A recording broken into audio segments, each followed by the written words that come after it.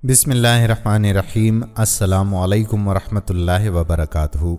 नाज़रीन, आपने फ़िरऔन के ज़ुल्म सितम और फ़िरऔनियत के तो बहुत सारे क़िस्से सुन और पढ़ रखे होंगे, लेकिन क्या आप फ़िरऔन की तारीख़ और उसकी लाश के बारे में जानते हैं कि वो कहाँ है और उसे कैसे महफूज किया गया और वो कब मिली? आज की इस वीडियो में आपको फ़िरऔन की बादशाहत के पस मंज़र और तारीख़ के बारे में बताएंगे और उसकी सरकशी और अंजाम के साथ ये भी बताया जाएगा कि उसकी लाश पर चूहे क्यों छोड़े जाते हैं। नाज़रीन, मिस्री तहजीब क्या है और देवताओं के बारे में आप क्या जानते हैं? क्या आप रमेसीस सानी के बारे में जानते हैं? क्या आप जानते हैं कि फ़िरऔन का पासपोर्ट कब बना? अपने अंजाम के बाद वो कहाँ पर गरकाब हुआ और फिर उसकी लाश कहाँ पाई गई? इन सब बातों से पर्दा उठाएंगे। उम्मीद है कि आज की वीडियो आपको पसंद आएगी, इसलिए आपसे गुजारिश है कि वीडियो को आखिर तक देखिएगा। नाज़रीन, फ़िरऔन किसी खास शख्स का नाम नहीं है, बल्कि शाहान मिस्र का लक़ब था। जिस तरह चीन के बादशाह को खाकान और रूस के बादशाह को ज़ार और रोम के बादशाह को कैसर और ईरान के बादशाह को कसरा कहते थे, इसी तरह मिस्र के बादशाह को फ़िरऔन कहते थे। फ़िरऔन असल में फारा ओह था। मिस्री जुबान में फारा महल को कहते हैं और अहोह के मानी ऊंचा के हैं। फारा ओह के मानी हुए ऊंचा महल। इससे शाह मिस्र की ज़ात मुराद होती थी और इसके लुग़वी मानी अजीम महल के हैं। इससे मुराद बादशाह का महल था। समझा जाता था कि तमाम फ़िरऔन मिस्र देवताओं की औलाद हैं। मिस्र में मुशरकाना तहजीब पाई जाती थी। मिस्री बाशिंदे हज़ारों सालों से दरियाए नील के किनारे आबाद हैं। इस तवील मुद्दत में बहुत से इनकलाब आए, मुतअद्दिद कौमें आती जाती रहीं, लेकिन ख़ास मिस्री नमूना या स्ट्रक्चर जूं का तूं ही रहा। यूनान के कदीम मौरिख हरदोयेश ने कहा था कि मिस्र नील का अतिया है। नील की वादी इंतहाई सरसब्ज़ो शादाब और ज़मीन हद दर्जा ज़रखेज़ है। शायद ही कोई दूसरी ज़मीन इस कदर ज़रखेज़ हो। दरियाए नील ने बंजर रेगिस्तान को सब्ज़ाज़ारों में तब्दील कर दिया है। ये दरिया हबशा की ज़मीनों से खाद लेकर आता रहता है और मिस्र की ज़मीन को ज़रखेज़ कर देता है। दरियाए नील दुनिया का दूसरा सबसे लंबा दरिया है। ये अजीम दरिया कदीम मिस्री बाशिंदों को बहुत पुरअसरार मालूम होता था। वो ताज्जुब करते थे कि इसमें हर साल बाकायदगी से अपने वक्त पर तुग़यानी कैसे आ जाती है। इस बारे में तरह तरह के अफसाने घड़ लिए गए थे। एक अफसाना तो ये था कि उसमें देवी हर साल एक आंसू गिराती है, जिसके सबब नील में हैरत अंगेज तुग़यानी आ जाती है। वक्त गुजरने के साथ साथ ये अफसाना या ये कहावत बेमानी होती चली गई। कदीम ज़माने में यही दरिया आमद और रफ्त का एक बहुत बड़ा जरिया था। इसलिए कदीम मिस्री बाशिंदे दरियाए नील की पूजा किया करते थे, बकौल उन लोगों के जिंदगी की सारी रौनकें इसी दरिया पर ही मुनहसिर हैं। तो ग़ियानी के ज़माने में वो खौफ खाते थे, जब दरिया पानी से भर जाता तो वो नील देवता के एजाज़ में त्यौहार मनाते और देवता की फयाजी के जवाब में एक दोशीज़ा को उसकी भेंट चढ़ा देते थे। लेकिन रफ्ता रफ्ता इस रस्म में तब्दीली आती गई और एक गुड़िया दरिया में फेंककर रस्म अदा कर दी जाती थी। 17 जून की रात को दरिया चढ़ना शुरू हो जाता था। मकामी लोग उसे लैल तकातुर यानी टेकने वाली रात के नाम से याद करते थे। मकामी तौर पर ऐसी सोच रखने वाले चंद लोग आज भी मौजूद हैं। जहाँ तक लैल तकातीर के हकीकी तस्वुर का मामला है, वो कुछ लोगों का अब भी ये कहना है कि टेकने से उनकी मुराद सीस नामी देवी के आंसू का टपकना है। उसके बरअक्स कुछ लोगों का मानना है कि दरिया में पानी की वाफर मिकदार के बायस किनारों से बाहर निकलता रहता था, इसलिए सैलाब की पहली रात को लैल तकातीर कहते थे। मिस्री बाशिंदे बादबानी कश्तियों के जरिए शुमाल से जुनूब की तरफ दरिया के रुख पर सफर करते थे। दरिया के जरिए नक्लो हमल की इस सहूलत के सबब मिस्रियों ने फन तामीर में हैरत अंगेज तरक्की की। मौरखीन की ये राय है कि अगर दरियाए नील ना होता तो शायद मिस्री फन तामीर इतनी तरक्की ना कर पाता। ये दरियाए नील ही था जिसके जरिए आसान नक्लो हमल से मिस्री बाशिंदे भारी भरकम पत्थर दूर दराज के मकामात से लाए और आली शान इमारतें बनाकर दुनिया को हैरत में डाल दिया। बड़ी आबी गुजरगाह होने की वजह से यहाँ के कदीम लोगों ने जहाज और कश्तियां बनाने में हैरान कुन हद तक महारत हासिल کر لی تھی۔ اسی کی بدولت یہ ملک اس قدر مالدار ہو گیا کہ انسانی تاریخ کا پہلا اعلیٰ تمدن یہیں سے شروع ہوا۔ انہوں نے دریا کی انجینئرنگ اور زمین کی پیمائش کا علم سیکھنا ضروری سمجھا۔ اہل مصر کو فن تعمیر کے میدان میں جس قدر کمال اور دسترس حاصل تھی، وہ مہارت دنیا کے کسی اور ملک اور قوم کو نصیب نہ ہو سکی۔ ہر تاریخی دور کی یادگاریں ملتی ہیں۔ آج کل مصر کے 3 شہر عجائب گھروں میں بدل چکے ہیں۔ اول مقصر یعنی قدیم تھیس، جہاں ابتدائی دور کے مصریوں کے ستون دار ایوان اور مندروں کے آثار قدیمہ نہایت وسیع علاقے میں پھیلے ہوئے ہیں۔ قدیم تھیس یعنی موجودہ مقصر کے محل وقوع پر کرنک کا مندر انسانی صنعت کی تاریخ میں عجیب و غریب چیز ہے۔ ایک نامور امریکی مورخ جیمز بریسٹڈ نے کرنک میں اپنی کرنک کے مندر کی سیر کا احوال ان الفاظ میں بیان کیا تھا: ستونوں کا اتنا بڑا ایوان انسانوں نے آج تک نہیں بنایا جتنا اس مصری عمارت میں موجود ہے۔ اس کے دالان کے ستون 69 فٹ بلند اور چوٹی پر ایک ستون اتنا وسیع ہے کہ اس کے اوپر 100 آدمی ایک ساتھ کھڑے ہو سکتے ہیں۔ اس کی ہر طرف بلند مخروطی مینار اور فرعون کے دیو پیکر مجسمے بنے ہوئے ہیں۔ ان سب پر شوخ رنگ دیے گئے ہیں۔ انہی میں جا بجا سونا اور چاندی اپنی چمک دکھاتے نظر آتے ہیں۔ گویا فن تعمیر کی عظمت اور شان بڑھانے میں نقاش اور بت تراش نے اپنی فنی مہارت کو 4 چاند لگا دیے ہیں۔ اصل میں یہاں کے بلند ستون مختلف درختوں کی صورت میں بنائے گئے ہیں اور ان کے سرے کھلے ہوئے پھول کی مانند بنائے گئے ہیں۔ اس پر طرح یہ کہ اسی کی مناسبت سے ان پر روغن بھی کر دیا گیا ہے۔ دوئم سکندریہ، جہاں یونانی اور رومی عہد کی باقیات کے آثار ملتے ہیں۔ تیسرا شہر قاہرہ ہے، وہاں ابتدائی مسلم عہد کے مقابر اور محلات اور ایک سے ایک شاندار مسجد اور مکانات کے آثار موجود ہیں۔ اسی طرح ابو الہول بھی ہمارے اندازے سے کہیں زیادہ بڑا ہے۔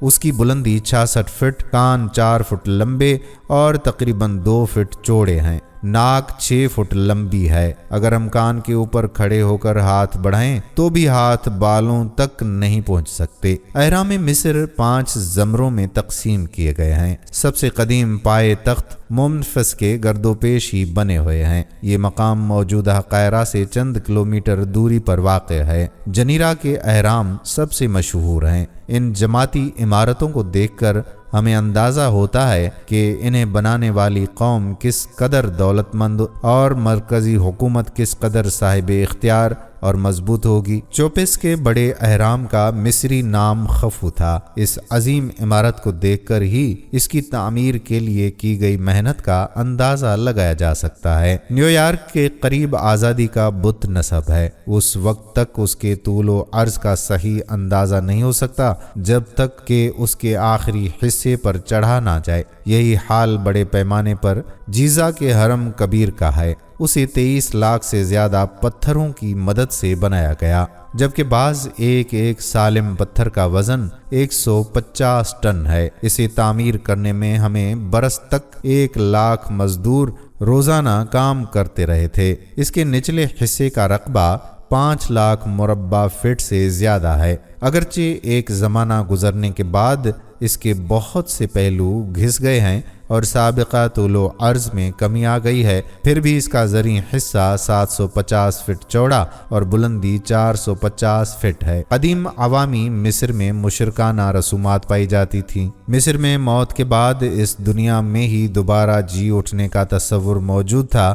وہ کہتے تھے کہ دنیا میں زندگی بسر کرنے والے کا جسم اس کے مرنے کے بعد بھی زندہ رہتا تھا۔ قبر، حنوط اور اشاری مجسمے اس لیے بنائے جاتے تھے۔ آگے چل کر مصریوں کا تصور در عدم فنا ایک خاص دیوتا کی پرستش پر آ کر رک گیا۔ اسے اوسرس کہتے تھے۔ اس سے مراد دریائے نیل بھی تھا۔ ایک دیوتا نے اپنی عزیزہ ایسس سے شادی کر لی تھی۔ ایس سے مراد زمین اور زمین کی زرخیزی تھا۔ وہ سورج دیوتا کو آمون کہتے تھے جو روزانہ مرتا تھا اور روزانہ ہی زندہ ہو جاتا تھا۔ وہی تمام دیوتاؤں کا باپ تھا۔ اعلیٰ طبقات مشرکانہ عقائد میں صلاح مشورے کے ذریعے تبدیلیاں کرتے رہے۔ اخناتون نے اپنا تصور قائم کیا۔ اس فرعون نے آتون مذہب کا پرچار کیا۔ اس کا نشان ایک سورج تھا جس میں سے شعاعیں نکلتی رہتی تھیں اور ہر شعاع انسانی ہاتھ پر ختم ہوتی تھی۔ دوسرا سورج دیوتا جو مصریوں کے اور بہت سارے دیوتاؤں کے ساتھ انسانی شکل میں پیش کیا جاتا تھا۔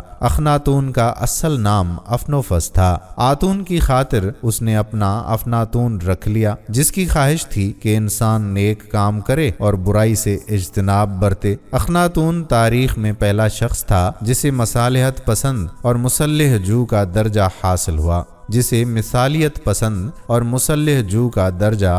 ہوا۔ وہ مطلق العنان فرعون کے گھر پیدا ہوا اور اپنے اقتدار سے فائدہ اٹھا کر اصلاحات نافذ کر سکتا تھا، لیکن مصر جیسی مطلق العنان حکومت میں بھی اخناتون بری طرح سے ناکام ہوا۔ اس نے پرانے مذہب کے پرہتوں کو ناراض کر دیا، اس لیے اس کی موت کی وجہ غیر واضح ہے۔ ناظرین، جیسا کہ آپ کو بتایا کہ تمام فرعون بھی مصری دیوتاؤں کی اولادیں ہیں۔ فرعون کا ذکر قرآن میں بنی اسرائیل کے قصے میں آتا ہے۔ فرعون کا تکبر تاریخ اور ادب میں مشہور ہے۔ حضرت موسیٰ علیہ السلام نے فرعون کو اپنی رسالت کی نشانیاں دکھائیں، مگر اس نے ماننے سے انکار کر دیا۔ جب بنی اسرائیل کو اللہ نے آزاد کیا اور جزیرہ نمائے سینا کی طرف لے گئے تو بالآخر فرعون پانی میں ڈوب کر مر گیا۔ جس فرعون کے زمانے میں حضرت موسیٰ علیہ السلام پیدا ہوئے اور جس کے یہاں پرورش پائی، وہ رمسیس ثانی تھا۔ اس وقت بہت بوڑھا ہو چکا تھا۔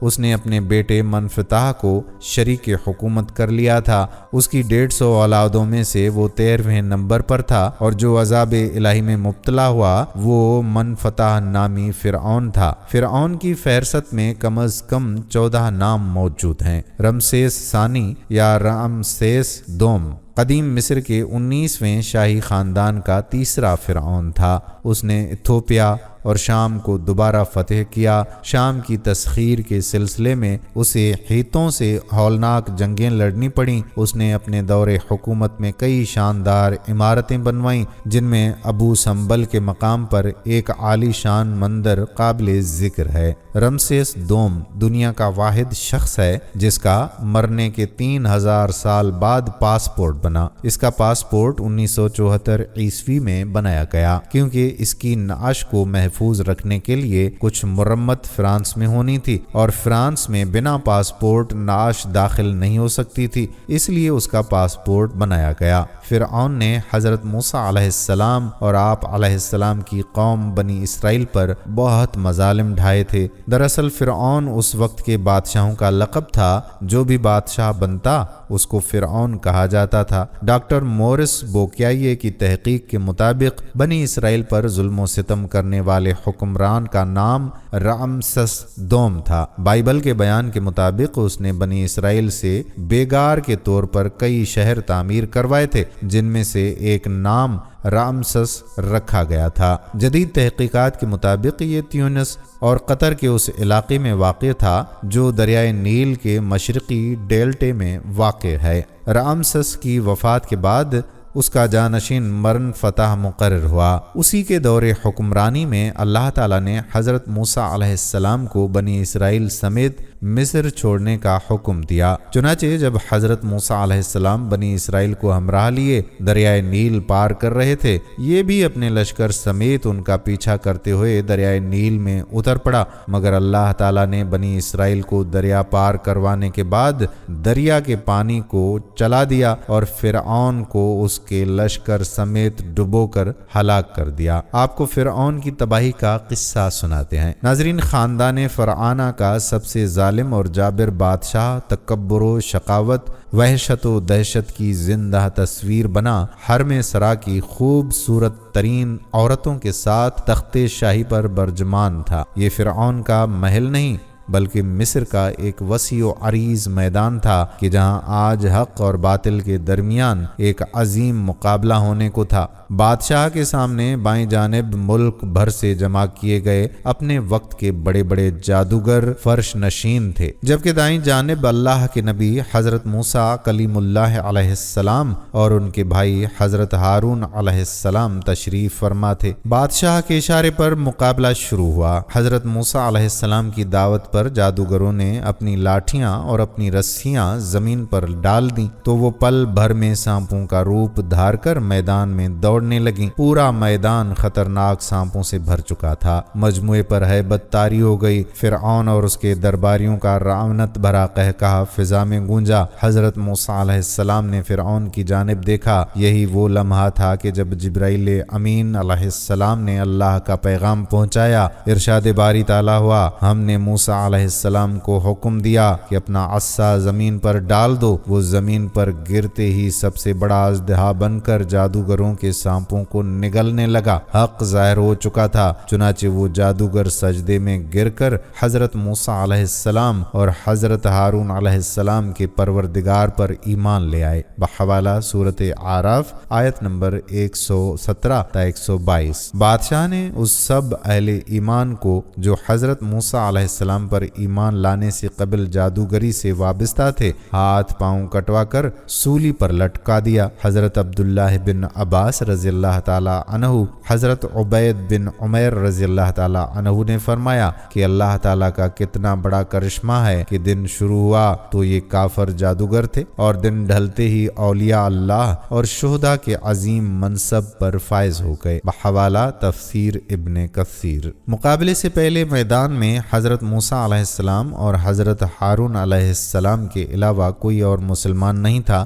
لیکن جادوگروں کے ایمان لانے کے بعد 6 لاکھ افراد مسلمان ہو گئے اور یہ ایک بہت بڑی طاقت بن گئے۔ اس واقعے کے بعد حضرت موسیٰ علیہ السلام 20 سال تک مصر میں رہے اور نہایت صبر و استقامت کے ساتھ تبلیغ دین کا کام کرتے رہے۔ اللہ تعالیٰ نے حضرت موسیٰ علیہ السلام کو 9 معجزات سے سرفراز فرمایا تھا۔ ارشاد باری تعالیٰ ہے، اور ہم نے موسیٰ کو 9 معجزے عطا فرمائے۔ سورہ بنی اسرائیل آیت نمبر 101۔ ہونا تو یہ چاہیے تھا کہ ان معجزات کو دیکھ کر فرعون اور اس کی قوم راہ راست پر آ جاتی، لیکن رعونت اور تکبر کے نشے میں چور فرعون اور اس کے ساتھیوں کے ظلم میں اضافہ ہوتا چلا گیا۔ اپنی قوم کی زبون حالی دیکھ کر حضرت موسیٰ علیہ السلام نے قوم سے فرمایا، اے میری قوم، تم فکر نہ کرو، اللہ تعالیٰ بہت جلد تمہارے دشمنوں کو ہلاک کرے گا اور بجائے ان کے تمہیں اس سرزمین کا خلیفہ بنا دے گا۔ چنانچہ اللہ تعالیٰ نے اپنے نبی علیہ السلام کے اس وعدے کے بعد قوم فرعون پر لگاتار 5 قسم کے عذاب نازل فرمائے۔ ارشاد باری تعالیٰ ہے، پھر ہم نے ان پر طوفان بھیجا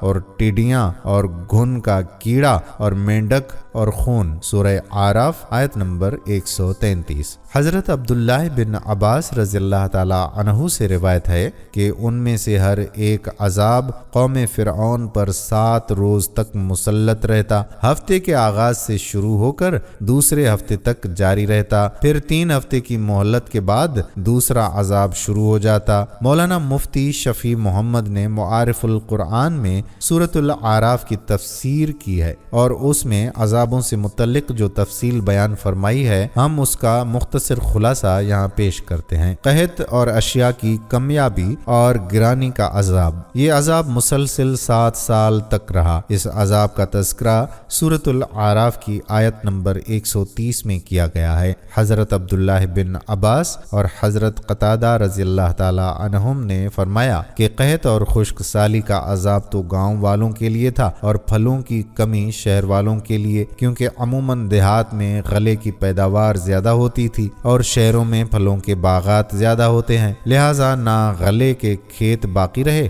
اور نہ پھلوں کے باغات۔ عذاب کے اس ابتدائی جھٹکے سے پریشان ہو کر انہوں نے حضرت موسیٰ علیہ السلام سے دعا کروائی۔ دعا قبول ہونے کے بعد قحط رفع ہو گیا تو پھر دوبارہ اپنی سرکشی میں مبتلا ہو گئے۔ کہنے لگے کہ یہ قحط تو موسیٰ علیہ السلام اور ان کے ساتھیوں کی نحوست سے نعوذ باللہ یہ پیش آیا تھا، جس کے بعد اللہ تعالیٰ نے ان پر سخت ترین عذاب کا فیصلہ کیا۔ حضرت عبداللہ بن عباس رضی اللہ تعالیٰ عنہ فرماتے ہیں کہ جب قحط کا عذاب ٹل گیا تو قوم فرعون نے پھر کفر و شرک اور نافرمانی شروع کر دی۔ چنانچہ حضرت موسیٰ علیہ السلام نے دعا کی کہ اے میرے پروردگار، یہ سرکش لوگ اپنے معاہدے سے پھر گئے ہیں، اب ان پر ایسا دردناک عذاب نازل فرما جو ہماری قوم کے لیے واعظ اور آنے والوں کے لیے باعث عبرت ہو۔ اس مرتبہ اللہ تعالیٰ نے ان پر شدید طوفان باد و باران کا عذاب نازل فرمایا۔ اس خوفناک طوفان سے قوم فرعون کے گھر بار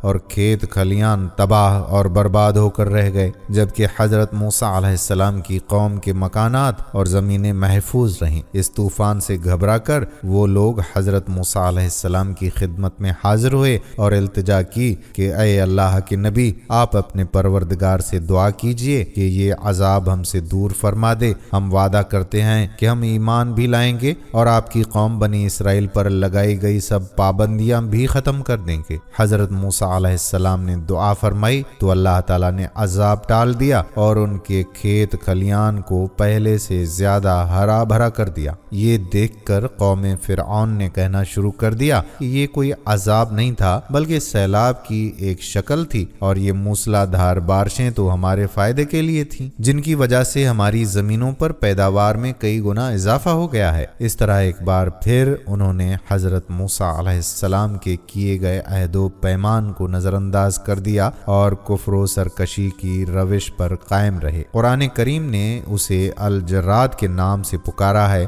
جراد ٹڈی کو کہتے ہیں۔ ٹڈی دل کا حملہ لہلہاتی فصلوں کو دیکھتے ہی دیکھتے تباہ کر دیتا ہے۔ اللہ تعالیٰ نے طوفان کے عذاب کے ٹل جانے کے بعد اس بدبخت قوم کو پوری 1 ماہ کی مہلت دی کہ یہ حضرت موسیٰ علیہ السلام کے واعظ و نصیحت پر غور و فکر کریں، لیکن ان کی بدعمالیاں تو روز بروز بڑھتی چلی جا رہی تھیں۔ چنانچہ اللہ تبارک و تعالیٰ نے ان پر ٹڈیوں کو مسلط فرما دیا۔ ٹڈی دل نہ صرف ان کے کھیتوں اور باغات کو چٹ کر کھا گئی بلکہ گھروں کے اندر اور باہر لکڑی سے بنی ہوئی ہر چیز کھا گئی۔ اس عذاب کے وقت حضرت موسیٰ علیہ السلام کا معجزہ ایک بار پھر سامنے تھا کہ اس ٹڈی دل نے صرف قبطیوں یعنی قوم فرعون کو تباہ و برباد کیا، جبکہ قوم موسیٰ علیہ السلام یعنی بنی اسرائیل کے مکانات، کھیت کھلیان اور باغات بالکل محفوظ رہے۔ قبطی روتے پیٹتے حضرت موسیٰ علیہ السلام کے پاس پہنچے، التجا کی کہ آپ اپنے پروردگار سے دعا فرمائیں کہ وہ ہم سے عذاب واپس لے۔ ہم پختہ وعدہ کرتے ہیں کہ اب ہم ایمان بھی لائیں گے اور بنی اسرائیل کو آزاد بھی کر دیں گے۔ حضرت موسیٰ علیہ السلام نے دعا فرمائی اور عذاب ٹل گیا۔ اللہ تعالیٰ نے انہیں پھر 1 ماہ کی مہلت دی کہ وہ غور و فکر کر لیں، لیکن لوگ اپنی پرانی روش پر ہی قائم رہے، ایمان لائے اور نہ ہی بنی اسرائیل کو آزاد کیا۔ کیڑے مکوڑوں کا عذاب۔ قرآن کریم میں قمل کے نام کا ذکر کیا گیا ہے۔ قمل بالوں اور کپڑوں میں پیدا ہونے والی جوؤں اور گھن کے کیڑے کو بھی کہتے ہیں۔ قمل کا یہ عذاب ممکن ہے کہ دونوں قسم کے کیڑوں پر مشتمل ہو، کیونکہ اس گھن نے ان کے غلے کا وہ حال کر دیا کہ 10 سیر گیہوں پیستے تو اس میں سے 3 سیر آٹا بھی نہ نکلتا، جبکہ جوؤں کی کثیر تعداد ان کے بال، پلکیں اور بھوئیں تک چٹ کر گئی۔ اس سنگین صورتحال سے قوم فرعون ایک بار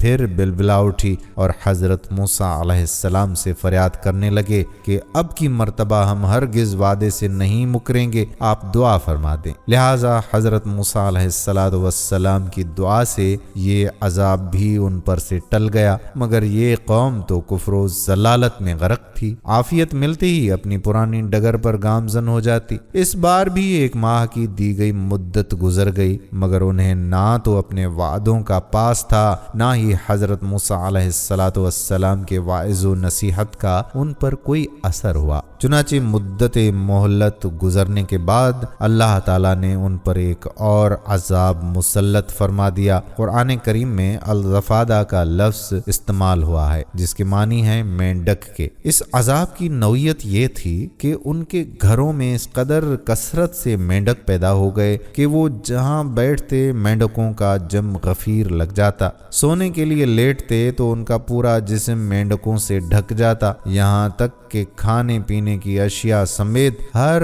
چیز اور ہر جگہ لاکھوں کی تعداد میں موجود مینڈکوں نے ان کی زندگیاں اجیرن کر دیں۔ چنانچہ اس عذاب سے عاجز آ کر ایک بار پھر روتے پیٹتے حضرت موسیٰ کلیم اللہ کے پاس پہنچے۔ آپ علیہ السلام کو ان کی حالت زار پر پھر رحم آیا، چنانچہ ایک بار پھر وعد وعید ہوئی اور حضرت موسیٰ علیہ السلام کی دعا سے عذاب رفع دفع ہو گیا۔ مگر اس عذاب سے نجات پا کر وہ پھر اپنی ہٹ دھرمی پر اتر آئے، کہنے لگے کہ اب تو ہمیں اور بھی یقین ہو گیا ہے کہ موسیٰ علیہ السلام نعوذ باللہ بہت بڑے جادوگر ہیں۔ اللہ تعالیٰ نے انہیں 1 ماہ کی مہلت دی، لیکن انہوں نے تو راہ راست پر نہیں آنا تھا اور نہ آنے کی قسم کھا رکھی تھی۔ عربی میں تازہ خون کو الدم کہتے ہیں۔ اس عذاب کی نوعیت یہ تھی کہ ان کی ہر چیز سے تازہ خون ابل پڑتا تھا، جو چیز بھی رکھتے وہ خون بن جاتی۔ چونکہ بنی اسرائیل کے تمام افراد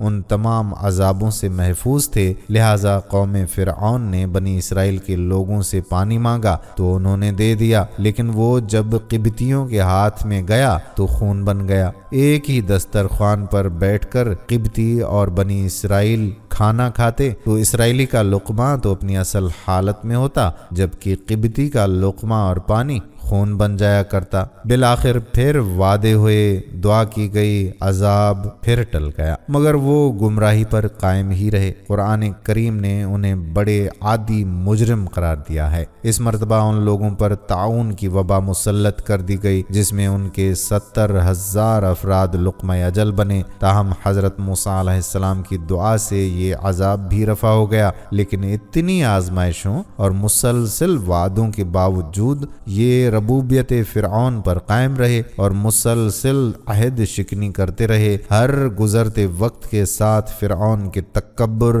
غیظ و غضب اور ظلم و ستم میں اضافہ ہی ہوتا چلا جا رہا تھا، لہٰذا رب ذوالجلال والاکرام نے ان کی دراز رسی کو کھینچنے کا فیصلہ کر ہی لیا۔ حضرت موسیٰ علیہ السلام کو حکم دیا گیا کہ میرے بندوں کو لے کر راتوں رات نکل جاؤ۔ علامہ طبری رحمۃ اللہ علیہ فرماتے ہیں کہ اس حکم کے بعد حضرت موسیٰ علیہ السلام مرد، عورتوں اور بچوں سمیت 6,30,000 سوار اور 20,000 پیادے لے کر 9 محرم غروب آفتاب کے بعد مصر سے دریائے قلزم یعنی بحر احمر کی جانب روانہ ہو گئے، اور فرعون ہمیشہ کے لیے عبرت کا نشان بن گیا۔ فرعون جدید ہتھیاروں سے لیس اور 7 لاکھ سے زائد سواروں کے ساتھ ان کے پیچھے روانہ ہوا۔ بنی اسرائیل کے پیچھے فرعون کی سپاہ کا ایک سیلاب اور آگے بفری موجیں تھیں۔ پھر جب دونوں جماعتوں نے ایک دوسرے کو دیکھا تو حضرت موسیٰ علیہ السلام کے ساتھیوں نے کہا ہم تو پکڑے گئے۔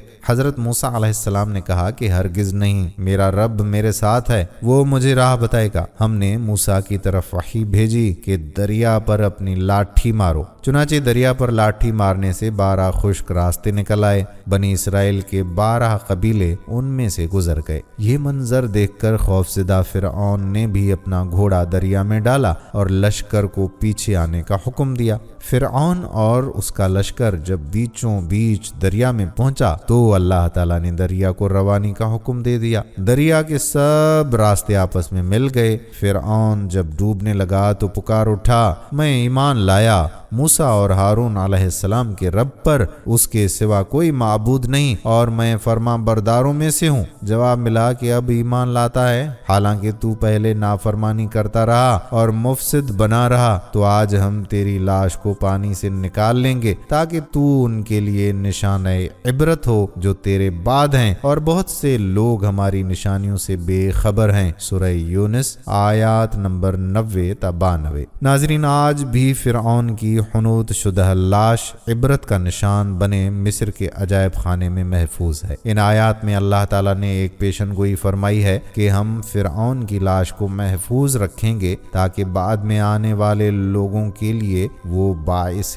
عبرت ہو۔ اپنے آپ کو خدا کہلوانے والے کی لاش کو دیکھ کر آنے والی نسلیں سبق حاصل کریں۔ چنانچہ اللہ کا فرمان سچ ثابت ہوا اور اس کا ممی شدہ جسم 1898 عیسوی میں دریائے نیل کے قریب تبسیہ کے مقام پر شاہوں کی وادی سے اوریت نے دریافت کیا تھا، جہاں سے اس کو قاہرہ منتقل کر دیا گیا۔ ایلیٹ سمتھ نے 8 جولائی 1907 عیسوی کو اس کے جسم سے غلافوں کو اتارا تو اس کی لاش پر نمک کی ایک تہ جمی پائی گئی تھی، جو کھارے پانی میں اس کی غرقابی کی ایک کھلی علامت تھی۔ اس نے اس عمل کا تفصیلی تذکرہ اور جسم کے جائزے کا حال اپنی کتاب شاہی ممیاں 1912 عیسوی میں درج کیا ہے۔ اس وقت یہ ممی محفوظ رکھنے کے لیے تسلی بخش حالت میں تھی، حالانکہ اس کے کئی حصے شکستہ ہو گئے تھے۔ اس وقت سے ممی قاہرہ کے عجائب گھر میں سیاحوں کے لیے سجی ہوئی ہے۔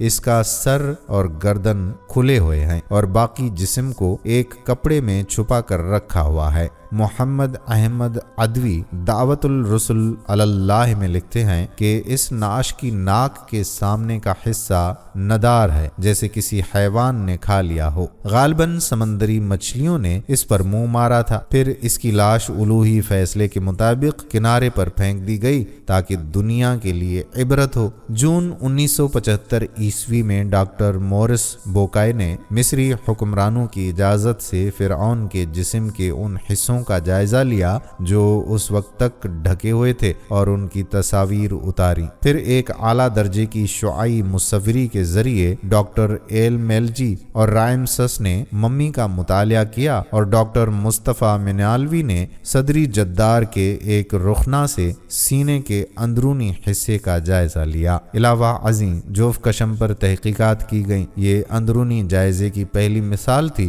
جو کسی ممی کے سلسلے میں ہوا۔ اس ترکیب سے جسم کے بعض اندرونی حصوں کی اہم تفصیلات معلوم ہوئیں اور ان کی تصاویر بھی اتاری گئیں۔ پروفیسر سیکالدی نے پروفیسر منکو اور ڈاکٹر دوریگون کے ہمراہ ان چند چھوٹے چھوٹے اجزاء کا خوردبینی مطالعہ کیا جو ممی سے خود بخود جدا ہو گئے تھے۔ ان تحقیقات سے حاصل ہونے والے نتائج نے ان مفروضوں کو تقویت بخشی جو فرعون کی لاش کے محفوظ رہنے کے متعلق قائم کیے گئے تھے۔ ان تحقیقات کے نتائج کے مطابق فرعون کی لاش زیادہ عرصہ پانی میں نہیں رہی تھی۔ اگر فرعون کی لاش کچھ اور مدت تک پانی میں ڈوبی رہتی تو اس کی حالت خراب ہو سکتی تھی، حتیٰ کہ اگر پانی کے باہر بھی غیر حنوط شدہ حالت میں ایک لمبے عرصے تک پڑی رہتی تو پھر بھی یہ محفوظ نہ رہتی۔ علاوہ ازیں ان معلومات کے حصول کے لیے بھی کوششیں جاری رکھی گئیں کہ اس لاش کی موت کیا پانی میں ڈوبنے سے ہوئی یا کوئی اور وجوہات بھی تھیں۔ چنانچہ مزید تحقیقات کے لیے ممی کو پیرس لے جایا گیا اور وہاں لیگل آئیڈینٹیفیکیشن لیبارٹری کے مینیجر سیکالدی اور ڈاکٹر ڈوریگان نے مشاہدات کے بعد بتایا کہ اس لاش کی فوری موت کا سبب وہ شدید چوٹ تھی جو اس کی کھوپڑی کے سامنے والے حصے کو پہنچی، کیونکہ اس کی کھوپڑی کے محراب والے حصے میں کافی خلا موجود ہے، اور یہ تمام تحقیقات آسمانی کتابوں میں بیان کردہ فرعون کے ڈوب کر مرنے کے واقعے کی تصدیق کرتی ہیں کہ جس میں بتایا گیا ہے کہ فرعون کو دریا کی موجوں نے اپنی لپیٹ میں لے لیا تھا۔ جیسا کہ ان نتائج سے ظاہر ہے کہ اللہ تعالیٰ نے فرعون کی لاش کو محفوظ رکھنے کا خاص اہتمام کیا تھا، جس کی وجہ سے یہ ہزاروں سال تک زمانے کے اثرات سے محفوظ رہی اور آخرکار اس کو 19ویں صدی میں دریافت کیا گیا، اور انشاءاللہ یہ قیامت تک آنے والی نسلوں کے لیے سامان عبرت بنی رہے گی۔ مزید برآں اللہ تعالیٰ کا یہ فرمان کہ ہم فرعون کی لاش کو سامان عبرت کے لیے محفوظ کر لیں گے صرف قرآن مجید میں ہی موجود ہے۔ اس سے پہلے کسی دوسری آسمانی کتاب میں اس کا کوئی اعلان نہیں کیا گیا تھا کہ حضور صلی اللہ علیہ وآلہ وسلم وہاں سے معلومات لے کر اس کو قرآن میں لکھ دیتے، نعوذ باللہ، جس کا یہودیوں اور عیسائیوں کا پیغمبر اسلام کے بارے میں جھوٹا پروپیگنڈا ہے۔ چنانچہ یہ قرآن مجید کے سچے اور من جانب اللہ ہونے کا ایک اور لاریب ثبوت ہے جس کو جھٹلانا کسی کے بس میں نہیں ہے۔ ناظرین گرامی، مصر کے دارالحکومت قاہرہ کا عجائب گھر دنیا بھر کے سیاحوں کی دلچسپی کا اہم مرکز ہے۔ اس کی وجہ اس عجائب گھر میں موجود قدیم مصری فرعونوں کے نوادرات ہی نہیں بلکہ ان بادشاہوں کی وہ نعشیں ہیں جنہیں ہزاروں برس قبل مخصوص طریقے سے حنوط کیا گیا تھا۔ قدیم مصریوں کا خیال تھا کہ مرنے والے کو جب دوسرا جنم جنم ملے گا تو اس کی روح اپنے موجود شدہ بدن میں واپس آ جائے گی۔ اس لیے اس دور میں بادشاہوں اور امراء کی نعشوں کو حنوط کر کے محفوظ کیا جاتا تھا۔ حنوط شدہ نعشوں کو انگریزی زبان میں ممیز کہتے ہیں۔ قاہرہ کے عجائب خانے میں پڑی بیشتر ممیاں مصر کے ویر البحری نامی علاقے سے ملی تھیں۔ مسلمانوں کے لیے ان ممیوں میں خصوصی اہمیت ہے کیونکہ قاہرہ میوزیم میں پڑی فرعون منفتح کی نعش یعنی ممی قرآن حکیم کی حقانیت کا ثبوت پیش کر رہی ہے۔ عام خیال ہے کہ حضرت موسیٰ علیہ السلام نے جس فرعون کے محل میں پرورش پائی اس سے بعد میں ان کی مڈ بھیڑ ہوئی تھی، مگر تاریخی حقائق کی روشنی میں پرکھا جائے تو یہ خیال غلط ہے۔ اس غلط فہمی کی وجہ شاید لفظ فرعون ہی بنا۔ در حقیقت حضرت موسیٰ علیہ السلام کا واسطہ دو فرعونہ سے پڑا۔ رامسیس اول بہت ظالم اور سفاک شخص تھا۔ نجومیوں کی ہدایت پر اس نے حکم دیا تھا کہ بنی اسرائیل کے گھروں میں اگر لڑکا جنم لے تو اسے قتل کر دیا جائے تاکہ اس کے تخت اور تاج کے لیے خطرہ نہ بن سکے۔ حکمت الہی سے حضرت موسیٰ علیہ السلام قتل ہونے سے بچتے رہے۔ یہی نہیں، اللہ نے فرعون کی بیوی کے دل میں رحم پیدا کر دیا اور اس نے حضرت موسیٰ علیہ السلام کی پرورش خود کی۔ رامسیس اول کی موت کے بعد اس کا بیٹا منفتح رامسیس دوم تخت نشین ہوا۔ فرعون منتفع اپنے باپ کے 150 بچوں میں سے 13ویں نمبر پر تھا۔ وہ بھی باپ کی طرح انتہائی سفاک اور شقی القلب تھا۔ اس نے بنی اسرائیل سے بیگار لینے کا سلسلہ جاری رکھا، ان پر تشدد کی انتہا کر دی۔ حضرت موسیٰ علیہ السلام کی فرعون سے کوئی ذاتی لڑائی تو نہیں تھی، انہوں نے کبھی فرعون کے اقتدار پر قبضے کی معمولی سی کوشش بھی نہ کی تھی۔ ان کا مطالبہ صرف اس قدر تھا کہ فرعون بنی اسرائیل پر ظلم بند کر دے اور خدائے واحد پر ایمان لے آئے۔ فرعون ان باتوں کی وجہ سے حضرت موسیٰ علیہ السلام کا سخت دشمن بن گیا تھا۔ حضرت موسیٰ علیہ السلام اور ان کے ساتھیوں نے ہجرت کی تو فرعون اور ان کا لشکر بھی ان کا تعاقب کرنے لگا۔ لشکر دریا کے کنارے پہنچا تو اس کی ٹھاٹھیں مارتی لہروں نے اللہ کے حکم سے انہیں راستہ دے دیا اور فرعون بما اپنے ظلم اور ساتھیوں کے غرق ہو گیا۔ فرعون نے جب موت کو سامنے دیکھا تو خدائے وحدہ لا شریک پر ایمان لانے کا اقرار کرنے لگا۔ سورہ یونس میں ہے، اس نے کہا میں ایمان لاتا ہوں اس معبود پر جس پر اسرائیل ایمان لا چکے ہیں کہ سوائے اس کے کوئی دوسرا عبادت کے لائق نہیں، مگر فرعون کا اقرار قبول نہ کیا گیا۔ یہی نہیں، قرآن پاک میں فرعون کو خطاب کرتے ہوئے فرمایا گیا کہ آج ہم تیرے بدن کو بچا لیں گے تاہم تجھ سے آئندہ لوگ عبرت حاصل کرتے رہیں۔ حضرت موسیٰ علیہ السلام اور ان کے لشکر کا تعاقب کرتے ہوئے فرعون، اس کے چیلے اور اس کے امراء اور جرنیل غرق ہو گئے۔ فرعون کی موت پر اس کے پجاریوں پر بجلی ٹوٹ گئی اور پورے ملک میں سوگ کی کیفیت تھی۔ 2 یا 3 دن بعد پانی نے اللہ کے حکم سے فرعون کی نعش کو اگل دیا، جسے دریا کی تیز لہروں نے کنارے پر پھینک دیا۔ لوگوں کو پتہ چلا تو وہ نعش اٹھا لائے۔ اپنے حاکم کو پہچان کر انہوں نے حسب روایت اس کی نعش کو حنوط کر کے ایک قدیم فرعون آمن بیتب ثانی کے مقبرے کے تہہ خانے میں دفن کر دیا۔ مورخین کا خیال ہے چونکہ یہ بحرانی دور تھا اس لیے ہو سکتا ہے کہ فوری طور پر منفتح کا مقبرہ تعمیر کرنا ممکن نہ ہوا ہو اور اسے پرانے مقبرے میں ہی دفن کر دیا گیا۔ یہ ممیاں اور ان کے مقبرے کئی 100 سال محفوظ رہے۔ قدیم اہل مصر نہ صرف اس حقیقت سے واقف تھے بلکہ فرعون کی غرقابی کے واقعے سے ہی انکاری تھے۔ اس لیے تو قدیم مصری لٹریچر میں اس قسم کے کسی واقعے کا کوئی تذکرہ بھی نہیں ہے۔ وہ بنی اسرائیل کے ہاتھوں مصریوں کی شکست کو ظاہر نہیں ہونے دینا چاہتے تھے۔ ہو سکتا ہے کہ یہ ان کے نزدیک قومی حمیت کے خلاف بات ہو۔ قرآن حکیم کے نزول کے بارے میں 1250 سال تک بھی فرعون مصر کی نعش منظر عام پر نہ آئی تھی۔ مفسرین کو اس دور میں فرعون کے متعلق آیات مبارکہ کی تشریح میں کچھ دشواری پیش آتی ہوگی۔ غیر مسلموں کو بھی اپنی بد باطنی کے اظہار اور کتاب ہدا پر اعتراض کا موقع ملتا ہوگا، مگر وقت نے قرآن حکیم کی صداقت ثابت کر دی اور کتاب برحق نے اپنے نزول کے کوئی 1400 سال بعد ایک ایسا معجزہ دکھا دیا جس سے اسلام اور قرآن مجید کی حقانیت روزے روشن کی طرح عیاں ہو جاتی ہے۔ فرعونوں کی نعشیں کیسے ملیں، یہ بھی ایک دلچسپ داستان ہے۔ ممیوں تک پہلے رسائی کسی ماہر آثار قدیمہ نے نہیں پائی، بلکہ ایک سادہ سے مصری شخص احمد عبد الرسول نے حاصل کی تھی۔ اس دریافت پر اسے جیل بھی بھگتنی پڑی۔ ہوا کچھ یوں کہ 1871 عیسوی کا یہ دور تھا، اور اس دور میں یہ خفیہ راستے مصری نوادرات چور الغورنیہ سے تعلق رکھنے والے احمد عبد الرسول نے اتفاقیہ طور پر تلاش کیا۔ وہ 20ویں صدی کے آغاز تک زندہ رہا۔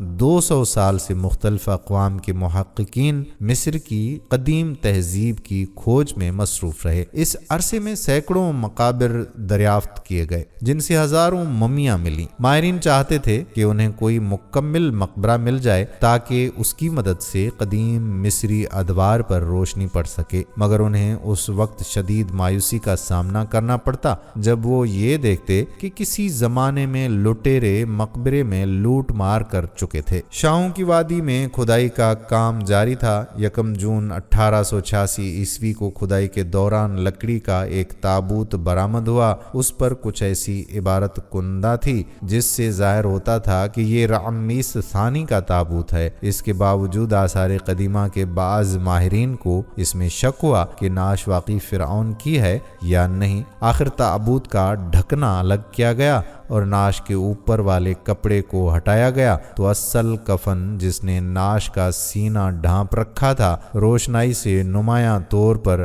رعمیس دوم کا نام لکھا ہوا پا گیا۔ اس موقع پر خدیوں مصر توفیق پاشا موقع پر موجود تھا۔ ایک مغربی ماہر آثار قدیمہ لاؤٹ نے 1893 عیسوی میں کھدائی کر کے امنوفس دوم کے مقبرے کی دریافت کی، جہاں منفتح کی نعش دیگر 13 ممیوں کے ہمراہ ملی۔ منفتح کی نعش اس کے باپ کی نعش ملنے کے 11 سال بعد برآمد ہوئی۔ قبل ازیں کسی کو اس کے مدفن کا علم نہیں تھا۔ اس کی ممی فرعون رعمیس کی نعش ملنے کے 11 سال بعد دریافت ہوئی۔ 1898 عیسوی میں بادشاہوں کی وادی میں کھدائی کا سلسلہ جاری تھا کہ آثار قدیمہ کے ایک مغربی ماہر مسٹر لوئٹ نے اپنے 5 دیگر ساتھیوں کے ہمراہ شاہ حتیب ثانی کا مقبرہ کھولا۔ اس کے ایک ذیلی کمرے سے ایک تابوت ملا۔ تابوت کا چوبی ڈھکنا اٹھایا گیا تو ممی کے کفن پر واضح طور پر فرعون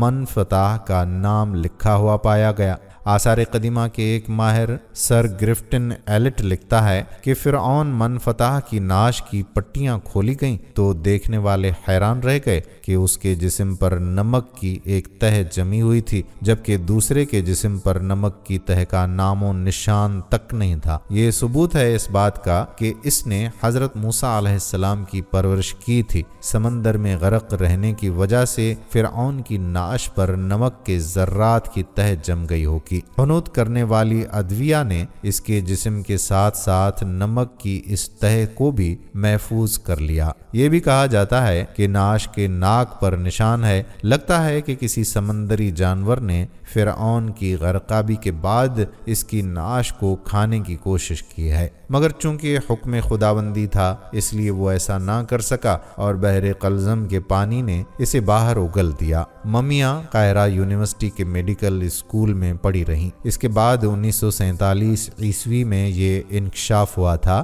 کہ فرعون رعمیس دوم کی ممی خراب ہو رہی ہے، تاہم اس کی نمائش جاری رہی۔ کچھ عرصے کے بعد میوزیم کا ممی روم عوام الناس کے لیے بند کر دیا گیا۔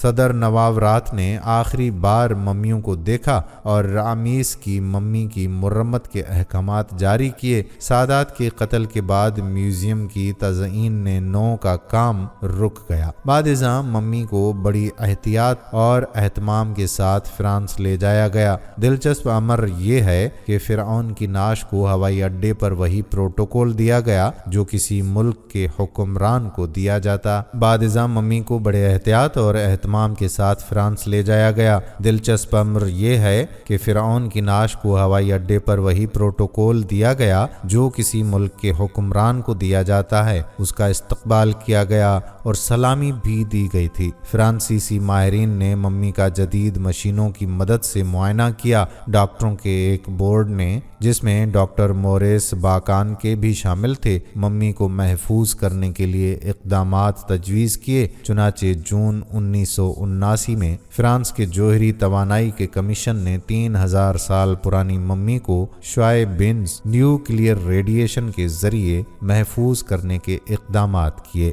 یہ اپنی نوعیت کا واحد تجربہ تھا، اس لیے ماہرین کو کافی غور و خوض کے بعد اس کا علاج کرنا پڑا۔ فرعون منفتح کی ممی ملنے پر مسلمانوں میں خوشی کی لہر دوڑ گئی، کیونکہ وہ اپنی آنکھوں سے قرآن حکیم کا اعجاز دیکھ رہے تھے۔ ایسے میں بعض متعصب غیر مسلم ماہرین نے یہ شوشہ چھوڑا کہ یہ وہ فرعون منفتح نہیں ہے اور نہ ہی حضرت موسیٰ علیہ السلام کا یہ دشمن تھا اور نہ ان کے تعاقب میں غرق ہوا تھا۔ یہ لوگ نہیں چاہتے تھے کہ قرآن حکیم کا معجزہ دنیا کے سامنے آئے، تاہم سائنسی تجربات اور مشاہدات سے یہ بات ثابت ہوتی ہے کہ یہ وہی منفتح فرعون ہے جس کی نعش کو عبرت کے لیے محفوظ رکھنے کا تذکرہ قرآن حکیم میں موجود ہے۔ مصر کی حکومت نے فرعون کی ممیوں کا سائنسی انداز میں معائنہ کرنے کے لیے بیرون ممالک سے جن سائنسدانوں کو بلایا، ان میں سے فرانس کے ڈاکٹر موریس بھی ایک تھے۔ نعشوں کے مشاہدے کے بعد انہوں نے بتایا کہ ان میں سے ایک فرعون ایسا ہے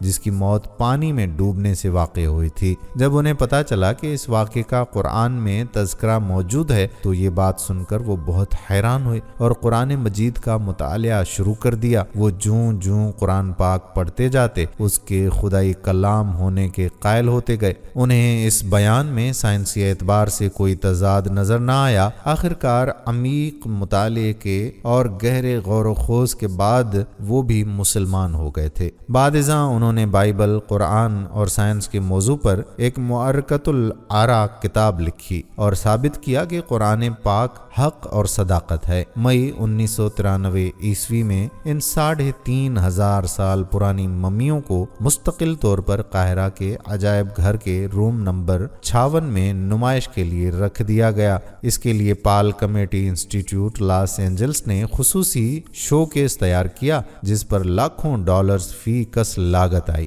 ناظرین، یہ تھی ہماری آج کی ویڈیو۔ امید کرتے ہیں کہ ہماری آج کی ویڈیو بھی آپ کو پسند ضرور آئی ہوگی اور اپنے دوستوں کے ساتھ اس ویڈیو کو شیئر بھی کریں گے۔ اگر آپ نے ابھی تک ہمارا یوٹیوب چینل نور اسلامک سبسکرائب نہیں کیا تو نور اسلامک کو سبسکرائب کر دیں اور بیل کے بٹن کو بھی پریس کر لیں تاکہ یہاں پر جتنی بھی ویڈیوز اپلوڈ ہوا کرتی ہیں ان کا نوٹیفیکیشن آپ کو بر وقت ملتا رہے۔ آنے والی ویڈیو تک اپنے میزبان قادر بخش کلہوڑوں کو اجازت دیجیے۔ اللہ حافظ۔